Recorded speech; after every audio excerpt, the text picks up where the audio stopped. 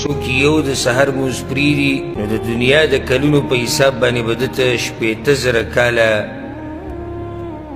سزا میلاویږي په جهنم کې. او څوک چې د ماسپښینې مونځ پرېږدي لکه دی چې زر مسلمانان مړه کړي، او څوک چې د مازدیګر مونځ پرېږدي لکه دی چې کعبه ورانه کړي،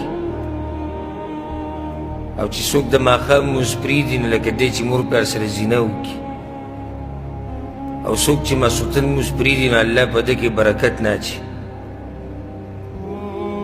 او د ده په خوراک او څښاک کې برکت نه وي. نو دا خبره صحیح ده او که نه؟ الجواب په دې کې خو څه شک نشتی او نه په دې کې څوک اختلاف کوي. دا یقیني خبره ده چې مونځ پرېښوده دا په غټو ګناهونو کې غټه ګناه ده، بلکې دا کم ګناهونه چې دې کې ذکر شوي دي د میسج کې دا دې نه هم غټه ګناه ده. مونځ پرېښوده د دې نه غټه ګناه ده، یو کس وجل، د چا مال اخیسته، د زنا نه، د غلا نه، د شرابو څښو نه، د دې هر څه نه د مونځ پرېښودو ګناه ډېره ده.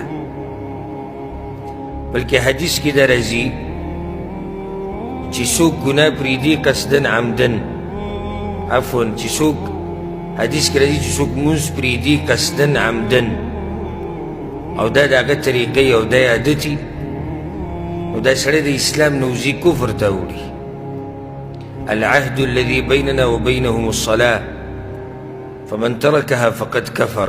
څوک چې دا مونځ پرېږدي هغه کافر کېږي. پیغمبر صلی الله علیه وسلم عبدالله بن مسعود مشهوره خبره ده په صحیح مسلم کې شتي، من سره ان يلقى الله غدا مسلما.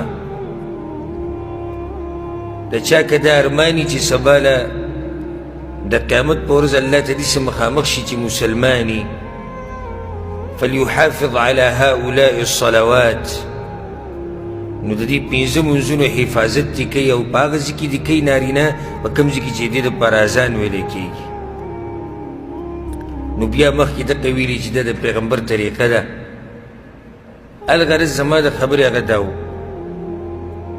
چې دې کې شک نشي چې مونځ پرېښوده دا لویه ګناه ده او انسان پې کفر ته هم وتی شي.